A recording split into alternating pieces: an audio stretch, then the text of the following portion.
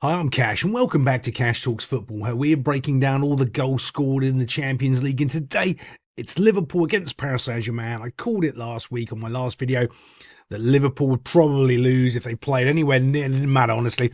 They played great from what I saw. It was almost like a game of a role reversal of where Paris Saint-Germain played great last week and didn't score. Liverpool did.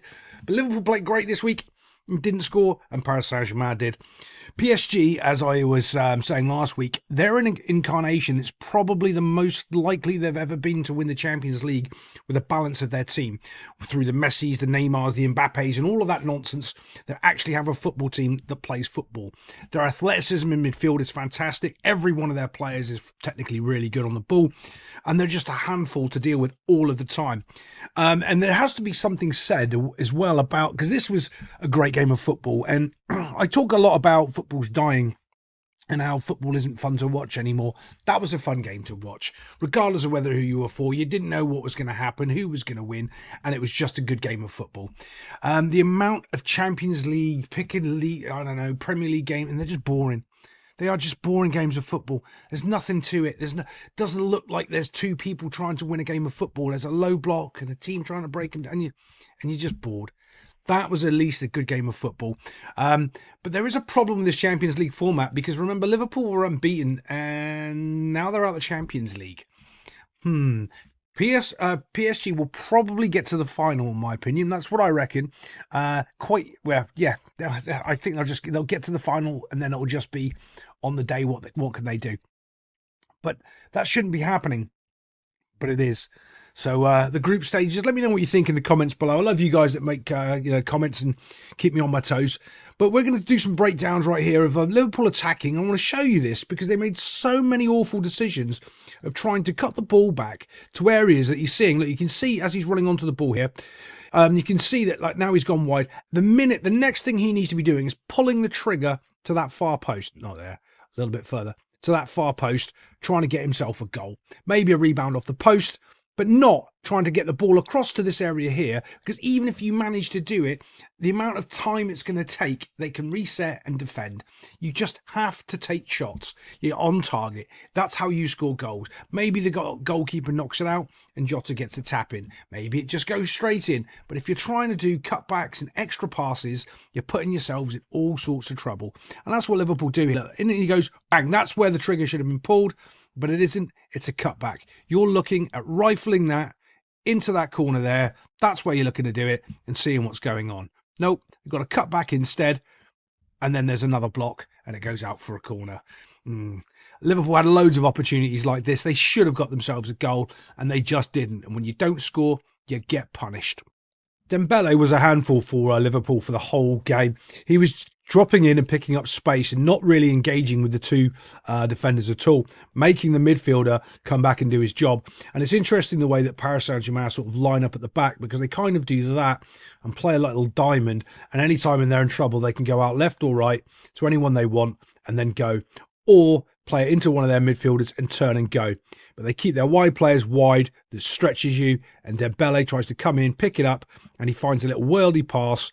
Well, no, it's not really a worldy pass. It's a simple pass through there. But you can also see Van Dijk. When Dembele went off, Van Dijk should have gone with him. Okay? And the reason why he can go with him is because there's nobody else for Van Dijk to be marking in the middle of the field. There's no other striker. Kanate can hold the middle. Van Dijk goes with the player. He wouldn't have been able to do and make this turn or do anything because one of these central defenders would have dropped in with him, which they can do because there's two of them. And there's only one player to go and mark, and they didn't. And that makes it really easy for him to open up, turn into that space, and then pick out this pass behind Andy Robertson. Now, you can also see there's a difference in Andy Robertson's pace. That's what happens when you're getting older. And when this ball's played, he's running, but normally you'd think he's going to get that, and he doesn't. And this is what I'm talking about. You can see right there, players behind Andy Robertson, the ball's played. You're going, yeah, he's going to get another extra yard of pace, and he's going to catch that. But he doesn't. Do you see? It's like he's just trying his hardest, and normally you go, yeah, he's going to get that, and he just doesn't. And off Paris Saint-Germain come. Now, remember, the guy that made the pass in the first place, Gravenberch is trying to run back with him, but the two central defenders that didn't do anything to start with are going to carry on not doing anything now. Now, here's the mistake they actually make. Can you see that pocket of space? Well, both central defenders stop running and trying to get back in line with their teammate. And that's why you get back in line to take out the space. If someone has been pushed back, which Andy Robertson has, and he's got pressure on the ball, which he has, there's a gap here. You don't stop and look at the person playing the ball. You run back and cover that gap, because otherwise the middle of the field is open. Can you see? Van Dijk's going over towards him as well. He can't. He pointed, telling somebody else to cover the space, and it's all too late because the ball's going to get played in. Now, I'm in two minds. I've watched this a bunch of times, and Alisson's coming out for the ball. And obviously, Konate sort of spoons it away from him at the same time. I actually think the keeper would not have got there. The more I'm watching it, I think Dembele would have got a touch. And if he gets a touch, he gets a goal.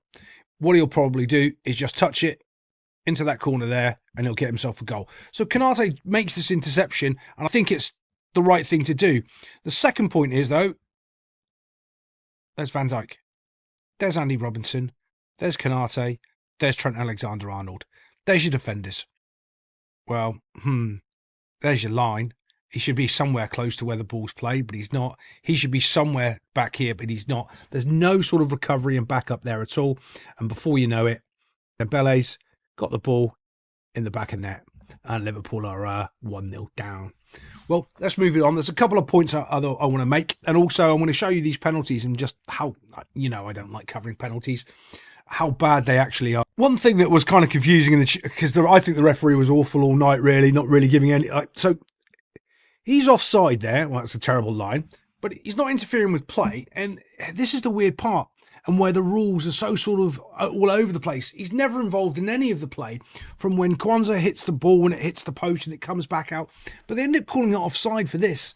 And you're like, well, hold on. If he's not interfering with play, and is it offside? Like, what are the rules anymore? Because sometimes you're letting that go and you're letting the guy on the back post score the header. But now you're saying no because he's offside. I don't know if you get as frustrated as I do when they trying to make up the rules week in, week out.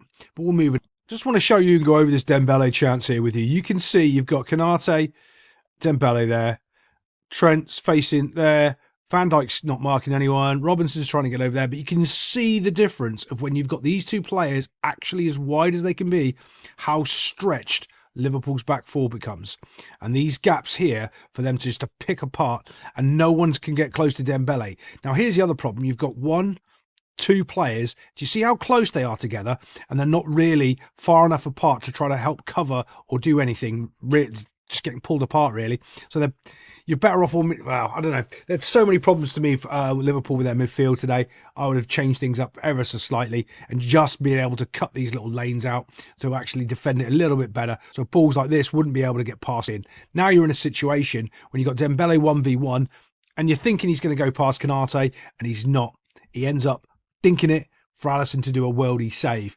But to me, it was the start of the season, I was saying Liverpool had a problem through the middle of their field. Now it seems to be on the outsides. And if you want to get at Liverpool, you just don't go anywhere near this middle area. You just keep them 2 players wide, and you play through here, and you knock out to your left back or your right back that's coming in, and you just take them apart. Because that's what Paris Saint-Germain was doing all day. Decent shot, takes it really quickly. Good save from Alisson. Couple of things here. First off, I probably wouldn't have Darwin Núñez taking the second penalty. And the other thing I want to show, watch his run up. Okay, this is how you can normally tell if someone's going to score a penalty, is their run up. And it's too many stops for me. Look, he's shaking, he's going, he's looking, he's trying to fake out the keeper. Keeper's not interested. Moving, slows it down again, and then tries to speed it up and snap it.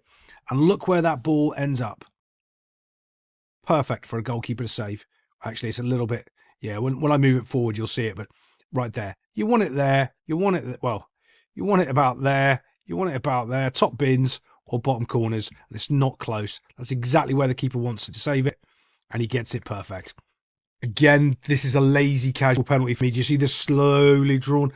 You've got to be hitting this with some power and making sure you're getting it in that area here. That's the area we're looking to get it in. If it's in this area, it's keeper's delight. Right, that's where you want to get it. He doesn't, gets it too close to the keeper. It's almost carbon. Actually, it's further closer to the keeper than Núñez is if you look at it. There's the ball. Nowhere near the corner. Absolutely nowhere near. And there's no power on it anyway. It's just two poorly taken penalties. Well, Liverpool, I think, have got a cup final on the weekend. Let's see how they bounce back. And I'll see you next time on Cash Talks Football.